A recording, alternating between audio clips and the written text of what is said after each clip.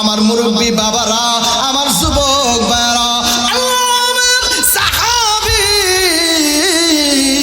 আব্দুল্লাহ ইবনে Hudhafa রাদিয়াল্লাহু তাআলা আন নামাজের মধ্যে দাঁড়িয়ে গিয়েছেন। আল্লাহ কোরআনের বহু জায়গায় 82 বার নামাজ কায়েমের কথা আল্লাহ বলেছেন।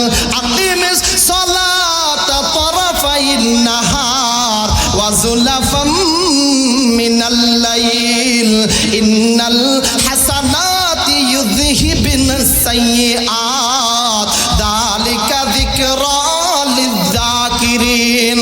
আকিমিস সালাতা লিদুলুকিশ শামসি ইলা গাসাকিল লাইলি ওয়া কুরআনাল ফাজর ইন্না কুরআনাল ফাজরি কানা মাশহুদা। ربنا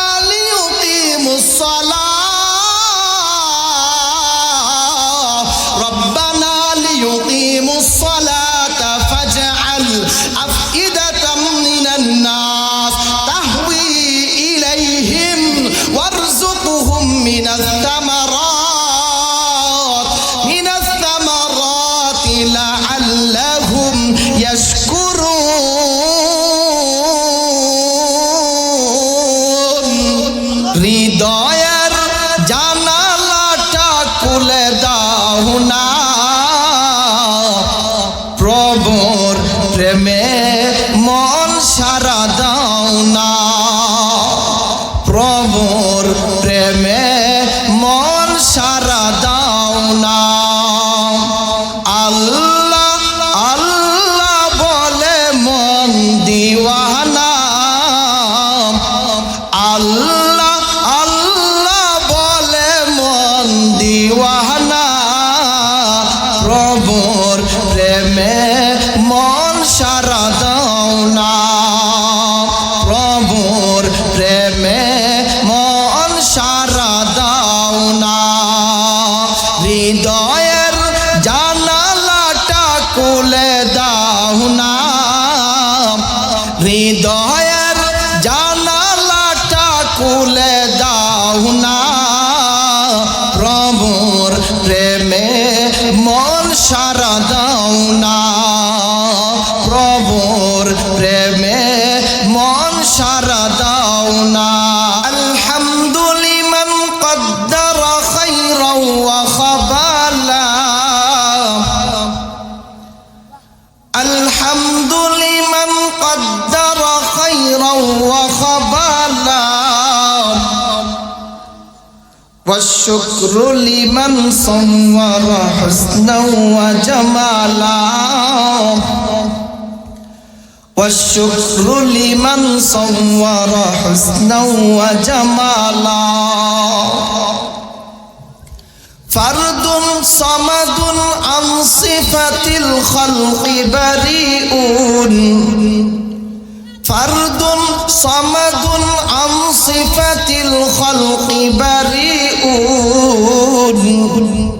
رب أزلي خلق الخلق كمالا، رب أزلي خلق الخلق كمالا. لا ضد ولا ند ولا حد لمولاه، لا ضد ولا ند ولا حد لمولاه، الآن كما كان ولم يلق زوالا، الآن كما كان ولم يلق زوالا.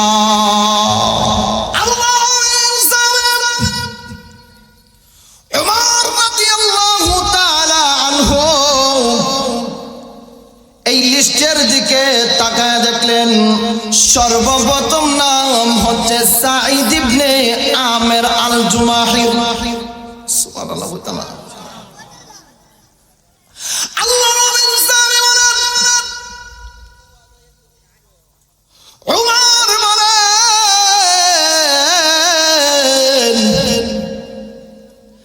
আমিরুকুম ফাকিরুকুম হিমস হিমসের জনগণদেরকে বলতেছেন, তোমাদের গভর্নর কি গরিব? তারা বলতেছে, বালা আমিরুনা আফতারুনা, শুধুমাত্র গরিব নয়, সমস্ত হিমসের গরিবদের মধ্যে সবচাইতে বড় গরিব হলেন সাঈদ ইবনে আমের আল জুমাহি। সুবহানাল্লাহ হইতা না? আরো জোরে বলেন না সুবহানাল্লাহ। সবচাইতে বড় গরিব হিমসের গভর্নর, শুধু গরিব না, বড় গরিব হলেন সাঈদ ইবনে আমের আল জুমাহি। উমর রাদিয়াল্লাহু তাআলা আনহু আনন্দিত হইলেন, এমন নেতাই দরকার। উমর রাদিয়াল্লাহু তাআলা আনহু খুশি হয়ে হাদিয়া পাঠাইলেন 1000 স্বর্ণ মুদ্রা। কয় হাজার? আওয়াজ দিয়ে বলেন কয় হাজার? 1000 স্বর্ণ মুদ্রা মদিনার একটা দূতের মাধ্যমে সাঈদ ইবনে আমের আল জুমাহির কাছে হাদিয়া পাঠাইলেন। হাদিয়া দেওয়াও জায়েজ, নেওয়াও জায়েজ। কথা কোন ঠিক কিনা? আপনারা যদি আমাকে হাদিয়া দেন, আমি যদি আপনাদেরকে হাদিয়া দেই, এতে কোনো সমস্যা আছে? কোনো সমস্যা নেই।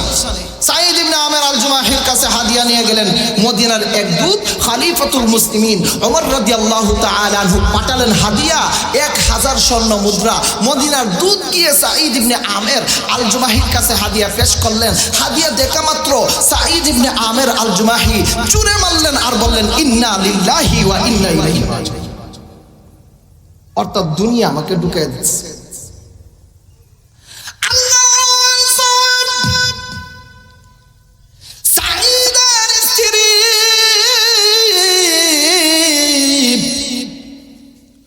ঘরের ভিতর থেকে বলতেছেন, না জানি রে কি হয়েছে। আকুতিলা উমর ইবনুল খাত্তাব। সাঈদের স্ত্রী বলতেছেন, ও রাসূলের সাহাবী গো, উমর কি শাহাদত বরণ করেছেন? উনি বলেন, না না, এর চাইতে আরো বড়টা হয়ে গেছে। আকুতিলা মুসলিমুনা ফি মালিকা, সাধারণ মুসলমান নাকি শাহাদত আমভাবে বরণ করেছে। আল্লাহর নবীর সাহাবী বলেন, না না, উদখিলাত আলাইয়া দুনিয়া লিতুফসিদা আখিরাতি, আমাকে দুনিয়া দেওয়া হয়েছে আর আখিরাতকে বিনষ্ট করে দেওয়া হচ্ছে। সুবহানাল্লাহ। বলতেন না, সাঈদের স্ত্রী তো আর তেমন স্ত্রী না, সাহাবীর স্ত্রী। কার স্ত্রী? একদম সাহাবীর স্ত্রী। আপনার আমার স্ত্রী যদি হইতো আর 1000 স্বর্ণ মুদ্রাতে হইতো, হয়তো সাইরা লাভ নাই, তাড়াতাড়ি নেও। কথা কোন ঠিক কিনা? তোমারটা দিলে দিয়া দাও, আমারটা দিতাম না। কথা কোন ঠিক কিনা? আর তুমি তো আমার জীবনেরই এমন মানুষের সরলতা দেখাও, এখন হা দিয়াও দিয়া দিতেছে। কথা কোন ঠিক কিনা? আল্লাহ সাঈদ স্ত্রীকে বলতেছেন, হে আমার বিবি গো, আমাকে রাসূলের সাহাবী ওমর রাদিয়াল্লাহু তাআলা আনহু যেই হাদিয়াটা দিয়েছেন, এই হাদিয়াটা আমার জনগণের মধ্যে বিতরণ করে দাও। সুবহানাল্লাহ। আল্লাহ নবীর সাহাবী ওনার স্ত্রীকে বললেন, হে বিবি, যতক্ষণ পর্যন্ত মদিনার দূত থাকবে ততক্ষণ পর্যন্ত টাকা মাত্রই এই হাদিয়াগুলো বন্টন করে দেওয়া হবে। আল্লাহ নবীর সাহাবী সাঈদ ইবনে আমের আল জুমাহি উনার স্ত্রী এই 1000 স্বর্ণ মুদ্রা এই হিমসের গরিবদের মধ্যে বন্টন করে দিয়েছে। আরেকটু জোরে বলেন সুবহানাল্লাহ। খলিফাতুল মুসলিমিন ওমর দিয়েছেন হাদিয়া। হাদিয়া দেওয়াও জায়েজ, নেওয়াও জায়েজ। দেখেন গভর্নর, হিমসের গভর্নর সাঈদ ইবনে আমের আল জুমাহি, এই হিমসের গভর্নর, উনি হাদিয়া 1000 স্বর্ণ মুদ্রা জনগণের মধ্যে বিতরণ করে দিয়েছেন।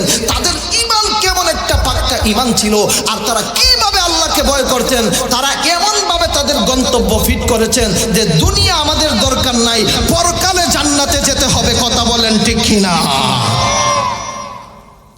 সাঈদ ইবনে আমের আল জুমাহি হাদিয়া স্ত্রী দিয়া বিতরণ করাইছেন। মদিনার দূত উনি অবাক হয়ে গেছেন, কি রে এটা কেমন কেমন ব্যক্তি, ওনার হাদিয়াটুকু জনগণের মধ্যে বিতরণ করে দিয়েছে। হিমসের গভর্নর দৌড় মুসলিমিন উমরের কাছে গেলেন, মদিনার দূত, গিয়ে বলেন উমর একটা বইয়া গেছে। ওমর রাদিয়াল্লাহু তাআলা কি হইছে যে আপনি যে হাদিয়া দিছিলেন সাঈদ ইবনে আমর আল জুমাহিকে, সেই হাদিয়াও জনগণকে বন্টন করছে। আরো জোরে বলবেন।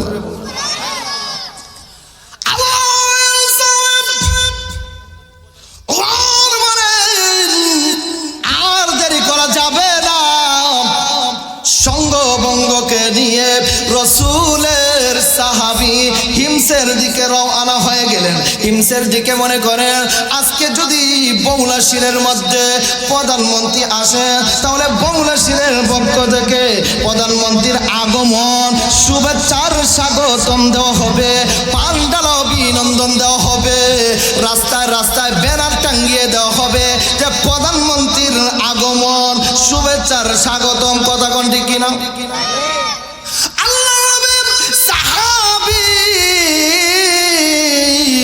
উমর যখন সিরিয়ার হিমসের দিকে রওনা হয়ে গেলেন, হিমসের জনগণেরা এমন ভাবে গণজোয়ার উঠেছে, খলিফাতুল মুসলিমিন উমর আমাদের মধ্যে এসেছেন, তারা উমরের আগমন শুভেচ্ছার স্বাগতম জানানোর জন্য তারা একটা জায়গার মধ্যে হাজার হাজার লোক সমবেত হয়েছে। সুবহানাল্লাহ। ওমর রাদিয়াল্লাহু তাআলা আনহুকে দেখার জন্য হাজার হাজার লোক, খলিফাতুল মুসলিমিন প্রধানমন্ত্রী উনি গিয়েছেন, হাজার হাজার লোকের এই সমাগম হয়েছে। উনি এইভাবে একটা সমাবেশের মধ্যে বসলেন। এই যে আমার পাশে আছেন সভাপতি সাহেব, আরেক পাশে আছেন সভাপতি সাহেব, তারা যে বসে আছেন ওমর রাদিয়াল্লাহু তাআলা আনহু বসলেন আর সাঈদ হইল পাশে বসে। ওমর রাদিয়াল্লাহু তাআলা আনহু বলেন তাহলে একটা পরীক্ষা হয়ে যাবে, সাঈদকে তো আমি জানি ভালো, এখন তাদের কাছ থেকে তো একটু জানার দরকার ভালো না বুড়া। কথা কোন ঠিক কিনা? হে জনগণ, হিমসের যে গভর্নর, এই গভর্নরের বিরুদ্ধে কোনো যদি নালিশ থাকে তোমাদের,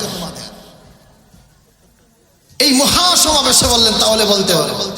আজকাল আমাদের দেশে যদি বলা হয় যে অমুক এমপি সাহেবের বিরুদ্ধে যদি কোনো নালিশ থাকে, কেউ মনে মনে করবে কোনো নালিশ নাই, কোনো সমস্যা নেই, কিন্তু বীরতে কিন্তু জ্বালা। কথা কোন ঠিক কিনা? আর যদি একজন নালিশ দিয়ে দেয় কয় খালকে থেকে বুঝবে তোর কয়টা বাজে। কথা কন না, কথা কন না। কেউ দাঁড়ায় না সাঈদের বিরুদ্ধে নালিশ দিবে। উমর বলেন নির্দ্বিধায় বলতে পারো কোনো নালিশ থাকলে বলো বলো বলো বলো। আমি যদি এই মুহূর্তে স্টেজ থেকে উপরের দিকে তাকিয়ে থাকি, আপনারা মনে মনে বলবেন যে রাশিদ ইসলাম ফারুকী সব উপরের দিকে তাকিয়ে রয়েছে কেন, কি হয়েছে? আপনারাও তাকাবেন উপরের দিকে, ঠিক না? হঠাৎ করে কর্নার থেকে একজন বৃদ্ধ দাঁড়াইছে, খলিফাতুল মুসলিমিন উমর আমার নালিশ আছে। উনার সাথে সাথে আরো তিনজন, মোট হয়েছে কয়জন? তাদের নালিশ আছে। খলিফাতুল মুসলিমিন ওমর বলেন নালিশ যেহেতু আছে তাহলে শুনি নালিশটা কি।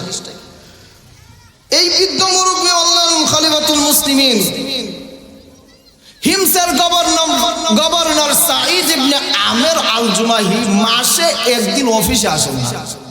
কয়দিন? মাসে কয়দিন? আর আমাদের বাংলাদেশে বর্তমানে সপ্তাহে ছুটি কয়দিন? 2 দিন। সপ্তাহ ছুটি কয়দিন? আর উনি আসেন না মাসে একদিন। উনি আসেন না মাসে একদিন।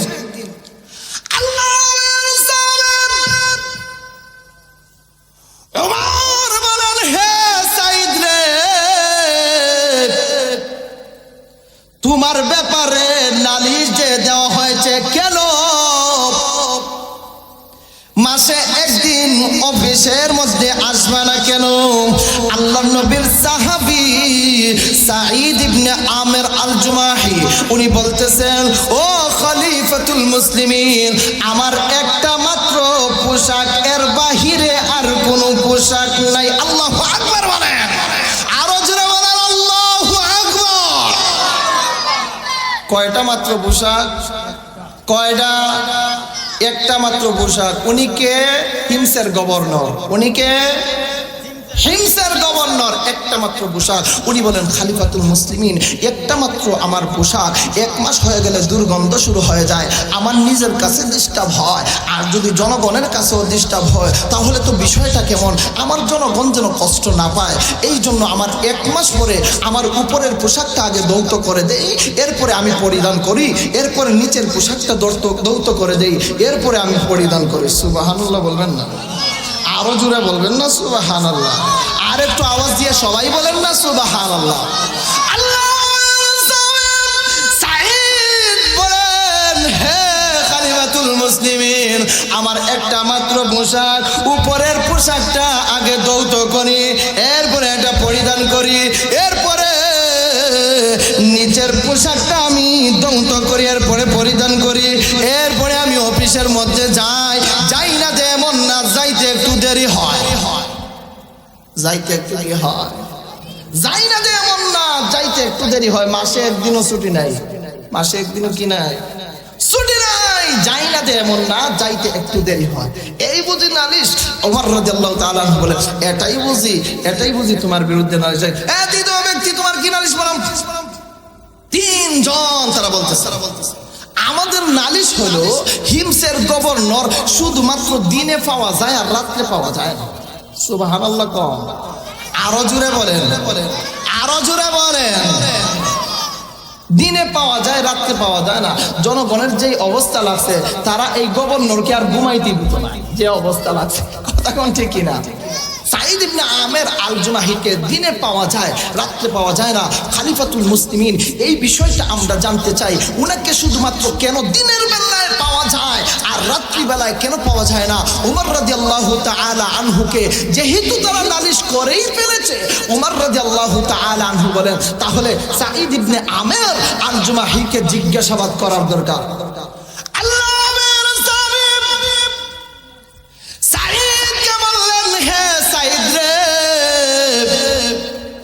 জনগণ তো তোমার বিপক্ষে যেই নালিশ দিয়েছে, দিনের বেলা তোমাকে পাওয়া যায়, রাতের বেলা কেন পাওয়া যায় না?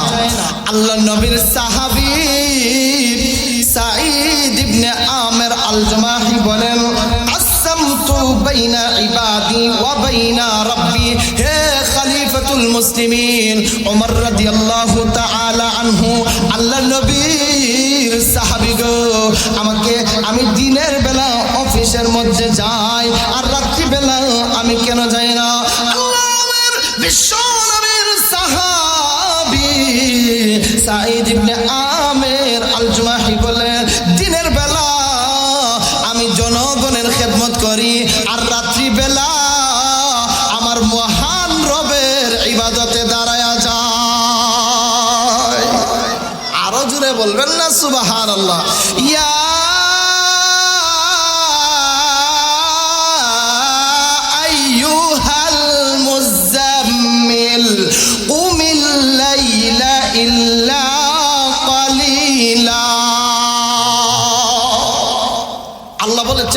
হে চাদরওয়ালা, কুমিল লাইলা ইল্লা আলিলা, রাত্রিবেলা একটু দণ্ডায়মান হও।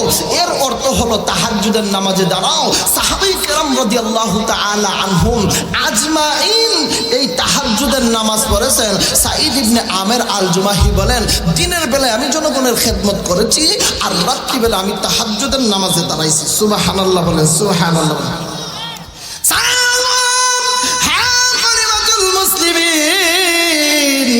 শুধুমাত্র জনগণের খেদমত করলে হবে না, আমার মালিকের ইবাদত করতে হবে আর আমার মালিকের সন্তুষ্ট অর্জন করতে হবে, নচেত জান্নাতের মধ্যে যাওয়া যাবে না।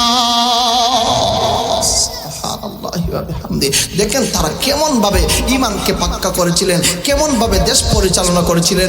ইনশাআল্লাহ, ইনশাআল্লাহ আমরা আশাবাদী, আগামীতে এই বাংলার জমিনে ইসলামের পতাকা উত্তীর্ণ হবে। কথা বলেন ঠিক কিনা? ইনশাআল্লাহ একদিন ইসলামের পতাকা উত্তীর্ণ হবে, ইসলাম কায়েম কায়েম হবে, ইসলামী হুকুমত পালন হবে। তবে একটা কথা জেনে রাখতে হবে, ও আমার মুরব্বী বাবারা, আমার যুবক ভাইয়েরা, ইমান পাক্কা করতে হবে। আপনার ইমানে যদি বেজাল থাকে, সব জায়গায় বেজাল হবে। কবরের মধ্যে গিয়ে যদি আটক করেন, সব জায়গায় আপনি আটক করবেন।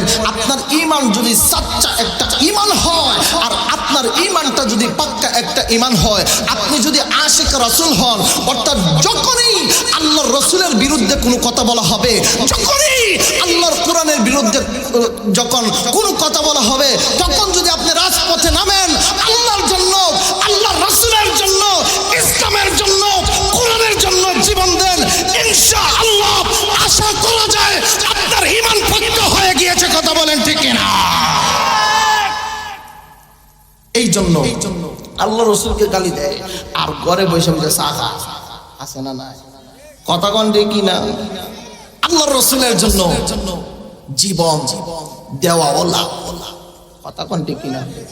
ইসলামের জন্য, কোরআনের জন্য, ইন্নাল্লাহ হাশতারা মিনাল মুমিনিনা আনফুসাহুম ওয়া আমওয়ালাহুম বিআন্না লাহুমুল জান্নাহ। আল্লাহ তো কোরআনের মধ্যে বলে দিয়েছেন যে মুমিনদের জান মাল সবগুলো আল্লাহ ক্রয় করছেন জান্নাতের বিনিময়ে। কিসের বিনিময়ে? জান্নাতের বিনিময়ে। আমাদের জান আল্লাহ ক্রয় করছেন, মাল আল্লাহ ক্রয় করছেন, আর এত আড়াই আর বড়াই কিসের? কথা কোন ঠিক কিনা? এই সাহাবায়ে কেরামের ঈমান ছিল কেমন ঈমান দেখেন, তারা একটু এই দিক সেই দিক তাদের চলাফেরা হয় নাই। আমিরুনা আফতারুনা, হিমসের বাসী বলতেছে যে আমাদের গভর্নর সবচাইতে বেশি গরিব। সুবহানাল্লাহ, আমাদের গভর্নর সবচাইতে বেশি গরিব।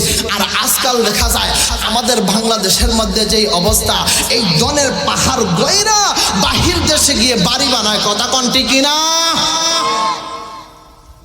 ঈমান এইভাবে পাক্কা করতে হবে, সাহাবায়ে কেরামের প্রতি ফলো করতে হবে, তাদের আদর্শ গ্রহণ করতে হবে। আল্লাহ রাসূলের আরেকজন সাহাবী, নামটা হয়তো শুনেছেন, আব্দুল্লাহ ইবনে হুযাফা রাদিয়াল্লাহু তাআলা। রোম সম্রাটের কাছে 17 জনের একটা জামাত আল্লাহ রাসূল পাঠাইছেন যে গিয়ে তুমি দাওয়াত দাও, লা ইলাহা ইল্লাল্লাহ মুহাম্মাদুর রাসূলুল্লাহ। আল্লাহ রাসূল 17 জনের একটা জামাত রোম সম্রাটের কাছে পাঠাইছেন, কিসরা এবং কায়সার। কিসরা এবং কায়সারের রোম সম্রাটের কাছে এই 17 জন জামাতের সেনাপতি ছিলেন আব্দুল্লাহ ইবনে হুযাফা রাদিয়াল্লাহু তাআলা। গিয়ে কালিমার দাওয়াত পৌঁছাইছেন। কি কালিমা? আমার সঙ্গে সবাই একটু আওয়াজ দিয়ে জুড়ে বলবেন, লা ইলাহা ইল্লাল্লাহ মুহাম্মাদুর রাসূলুল্লাহ। এই কালিমার দাওয়াত দিয়েছেন। রোম সম্রাট কয়, এত বড় সাহস, আমরা এই কালিমার দাওয়াত দেয়, এত বড় সাহস হয়েছে। তাদের ঈমান আর আমলের পরীক্ষা শুরু। আব্দুল্লাহ ইবনে হুযাফার ঈমান আর আমলের পরীক্ষা শুরু। আল্লাহর জালিম আব্দুল্লাহ ইবনে হুযাফাকে সর্বপ্রথম যেই পরীক্ষা করা হয়েছে, একটা অন্ধকার ঘরের মধ্যে ঢুকিয়ে দেওয়া হয়েছে। আমাদের বাংলাদেশের পরিভাষায় এটাকে আয়নাঘর বলে। আয়নাঘর মজার না সাজা? সাজা সাজা, খালি সাজা সাজা। আল্লাহর সাহাবী আব্দুল্লাহ ইবনে হুযাফাকে গভীর একটা অন্ধকার ঘরের মধ্যে ঢুকিয়ে দেওয়া হয়েছে। আল্লাহ নবীর সাহাবী নামাজের মধ্যে দাঁড়িয়ে গেছেন, নামাজ পড়েন, নামাজ পড়েন, নামাজ শেষ হয়ে আবার নামাজ পড়েন। অর্থাৎ আমাকে পরীক্ষা দে, কোনো অসুবিধা নাই, আমার আল্লাহকে ছাড়া যাবে না, আমার নবীকে ছাড়া যাবে না। আল্লাহ নবীর সাহাবী নামাজের মধ্যে দাঁড়িয়ে গিয়েছেন।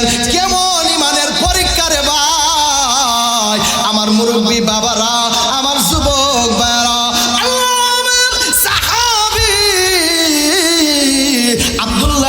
হুযাফা রাদিয়াল্লাহু তাআলা আন নামাজের মধ্যে দাঁড়িয়ে গিয়েছেন।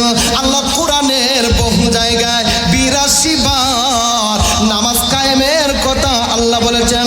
আকিমিস সালাতা তারাফাইন নাহার ওয়া যুলাফাম মিনাল লাইল ইন্নাল হাসানাতি ইউযহিবিনাস সাইয়্যাত যালিকা যিকরা লিয-যাকিরিন। আকিমিস সালাতা লিদুলুকিশ শামসি ইলা গাসাকিল লাইলি ওয়া কুরআনাল ফাজর ইন্না কুরআনাল ফাজরি কানা মাশহুদা। রব্বানা লিয়ুকিমুস সালাহ রব্বানা লিয়ুকিমুস সালাতা ফাজআল আফইদাতাম মিনান নাস তাহওয়ি ইলাইহিম ওয়ারযুকহুম মিনাস সামারাতি লাআল্লাহুম ইয়াশকুরুন।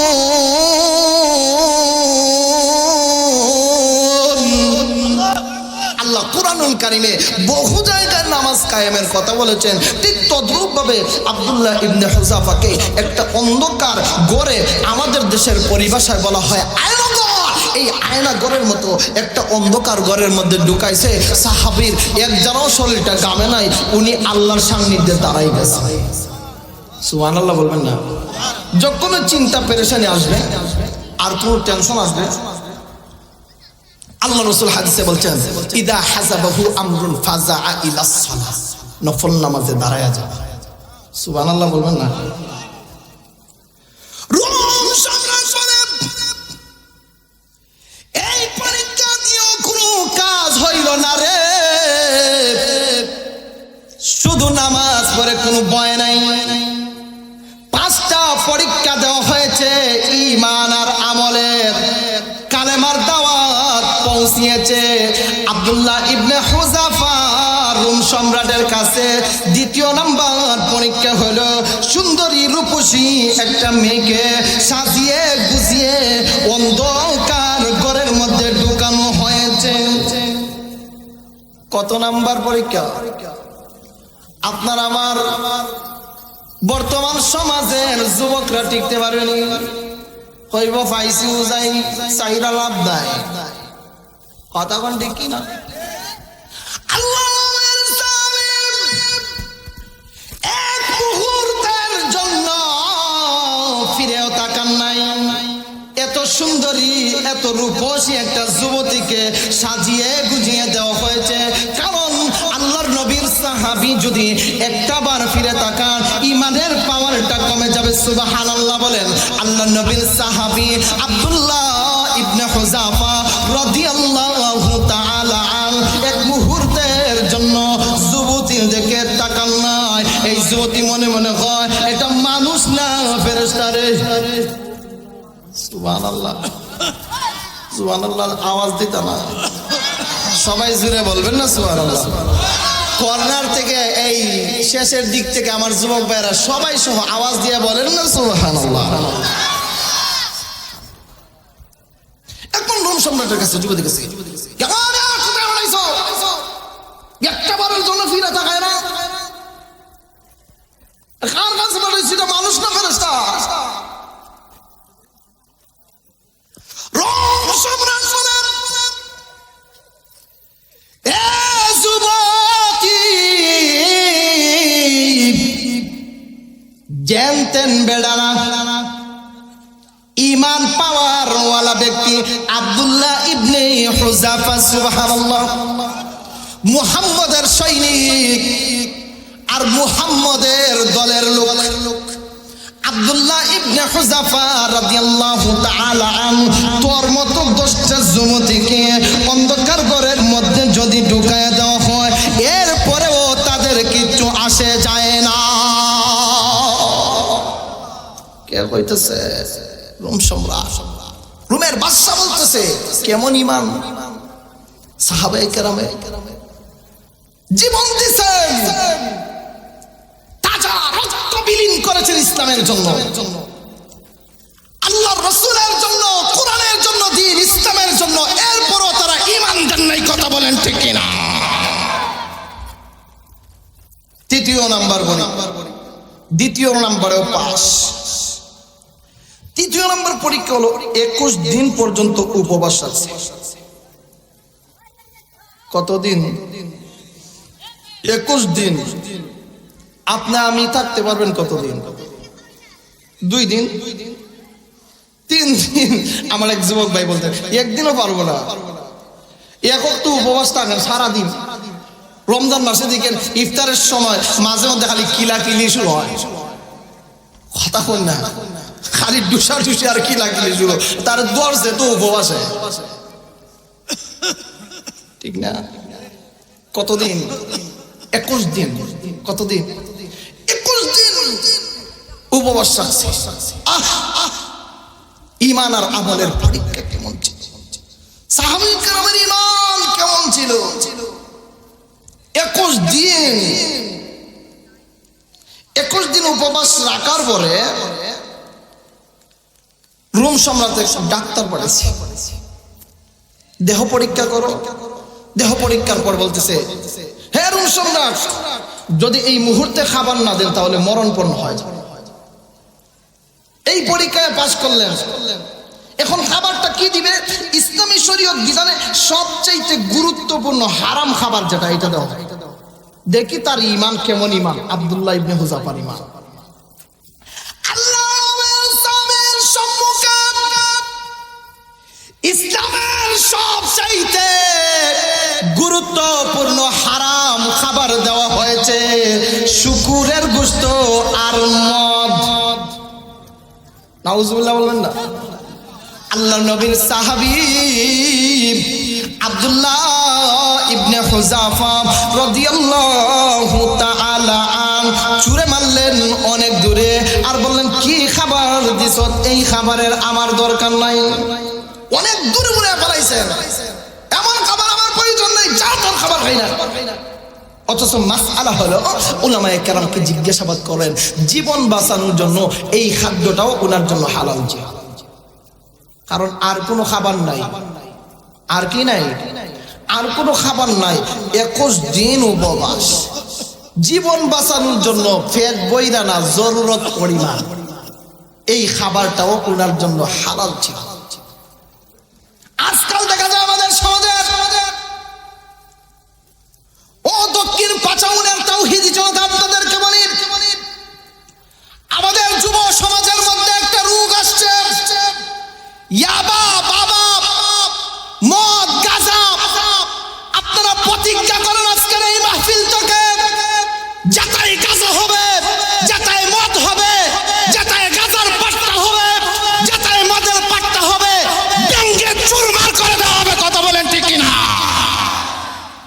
কারণ আমাদের যুব সমাজকে নষ্ট করে দিচ্ছে এই মদ আর গাঁজা।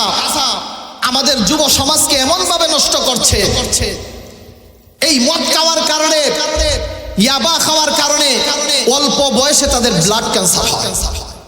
কি ক্যান্সার হয়?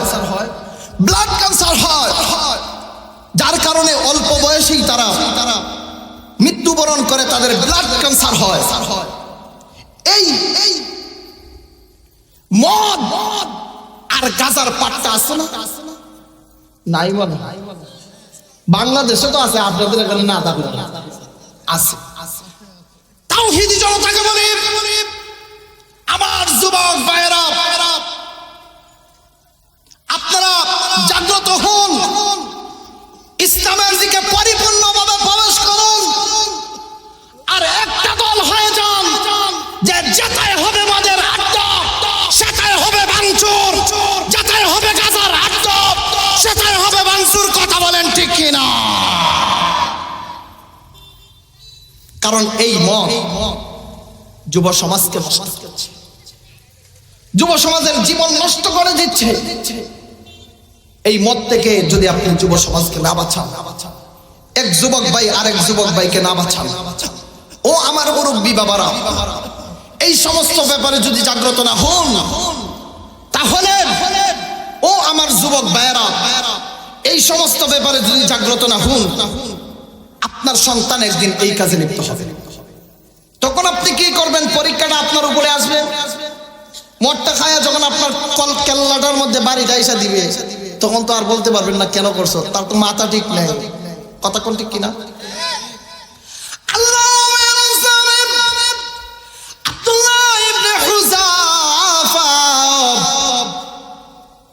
এই মদ এবং শুকরের গোশতকে গ্রহণ করলেন না, অনেক দূরে ছুঁড়ে মারলেন। আব্দুল্লাহ ইবনে হুযাফা 21 দিন পর্যন্ত উপবাস ছিলেন। কেমন ঈমান ছিল, কেমন পাক্কা ঈমান ছিল, আল্লাহ রসুলের জন্য কেমন ভালোবাসা ছিল, ইসলামের জন্য কেমন ভালোবাসা ছিল, কোরআনের জন্য কেমন ভালোবাসা ছিল। আল্লাহর সাহাবায়ে কেরাম রাদিয়াল্লাহু তাআলা আনহুম আজমাইন ইসলামকে তাদের জীবনের চাইতে বেশি ভালোবাসতেন।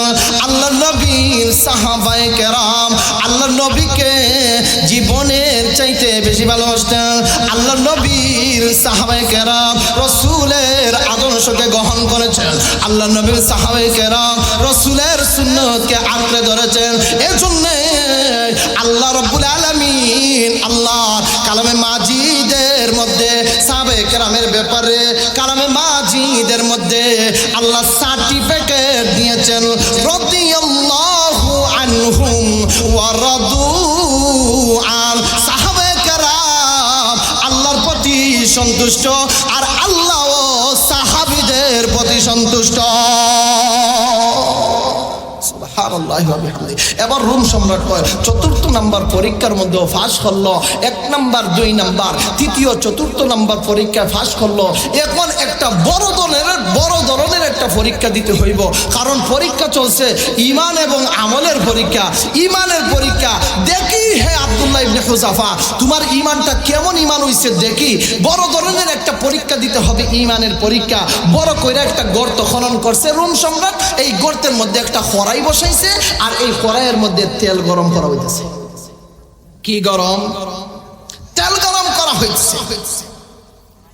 এই তেল গরম একজন সাহাবীকে 17 জনের জামাতের একজন সাহাবীকে ফেলে দেওয়া হয়েছে। আল্লাহ রাসূলের সাহাবী শাহাদত বরণ করেছেন। ইন্না লিল্লাহি ওয়া ইন্না ইলাইহি রাজিউন। রোম সম্রাট বলে, হে আব্দুল্লাহ ইবনে হুযাফা দেখছো তোমার সাহাবী সে শেষ, এখন তোমাদেরকেও শেষ করা দেওয়া হবে। হে আব্দুল্লাহ ইবনে হুযাফা এই মুহূর্তে তোমার পালা।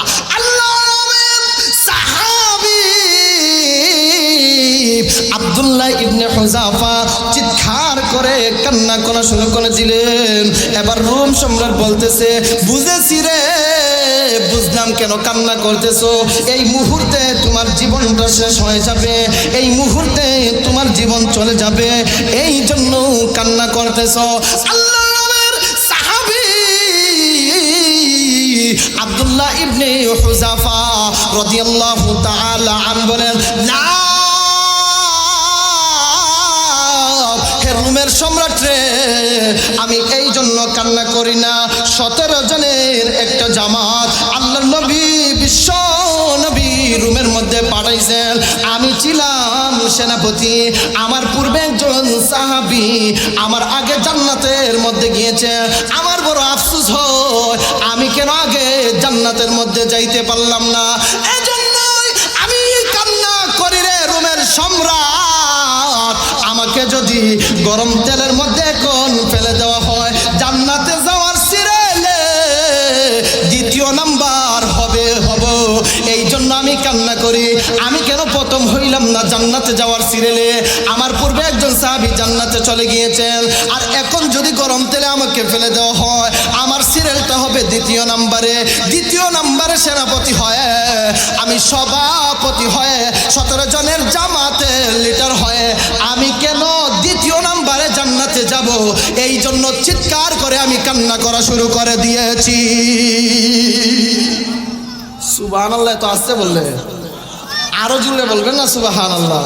হে রোমের সম্রাট, এই জন্য আমি কান্না করি। আমি একজন সেনাপতি, এই গোত্রের হইলাম সভাপতি। আল্লাহ রসুল লিডার বানাই আমাকে এই রোম সম্রাটের কাছে পাঠাইছেন। আর আমার পূর্বে পূর্বে আল্লাহ রসুলের এক সাহাবী জান্নাতে চলে গেছে, এখন যদি গরম তেলে আমাকে ফালাও, আগে ফালাইতে যদি খুবই ভালো হইতো, দ্বিতীয় নাম্বার সিরিয়ালে আমি পড়লাম, এই জন্য কান্না করি। আসরের ময়দানে আল্লাহ রসুলের সম্মুখে কি জবাব দিব? আমার বুক পেটে কলিজা পেটে চারকার হয়ে যাচ্ছে। দ্বিতীয় নাম্বারে কেন আমি জান্নাতে যাইতেছিলাম, আমার বড় ইচ্ছা ছিল এক নাম্বারে জান্নাতে যাওয়ার। সুবহানাল্লাহ। দেখছেন কেমন ইমান, সাহাবীর ইমান কেমন ইমান।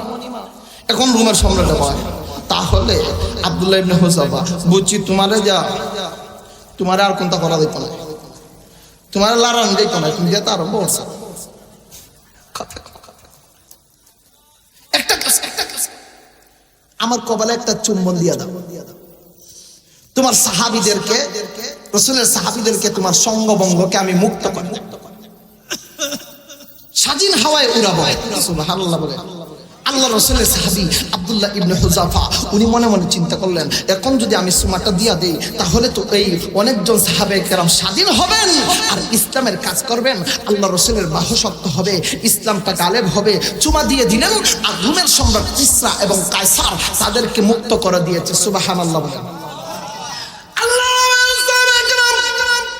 আল্লাহর রাসূলের কাছে গেলেন, আল্লাহ রাসূলের কাছে গিয়ে বললেন, ইয়া রাসূলুল্লাহ, ইয়া হাবিবাল্লাহ, আমরা রোম সম্রাটের কাছে এইভাবে আমরা কালিমা পৌঁছেছি, লা ইলাহা ইল্লাল্লাহু মুহাম্মাদুর রাসূলুল্লাহ, লা মিসলা লিমান সাওয়ারা মিসলা ওয়া নাযীরা, লা মিসলা লিমান সাওয়ারা মিসলা ওয়া নাযীরা, মান ক্বালা সিওয়া যালিকা ক্বাদ ক্বালা মুহালা, মান ক্বালা সিওয়া যালিকা ক্বাদ ক্বালা মুহালা, লা শিবহা ওয়ালা মিসলা ওয়ালা কুফুয়া লিমাওলা, লা শিবহা ওয়ালা মিসলা ওয়ালা কুফুয়া লিমাওলা, লা ওয়ালদা ওয়ালা ওয়ালিদা লা আম্মা ওয়া খালা, লা ওয়ালদা ওয়ালা ওয়ালিদা লা আম্মা ওয়া খালা, লা ক্বাবলা ওয়ালা বা'দা ওয়ালা ওয়াক্তা জামানা, লা ক্বাবলা ওয়ালা বা'দা ওয়ালা ওয়াক্তা জামানা, লা হাজিবা লা মানিআ লিল্লাহি তাআলা, লা হাজিবা লা মানিআ লিল্লাহি তাআলা, আল আউয়ালু ওয়াল আখিরু ওয়াল যাহিরু হাক্কা, আল আউয়ালু ওয়াল আখিরু ওয়াল যাহিরু হাক্কা, ওয়াল বাতিনু মাওলাউ বিলা কিলিন ওয়া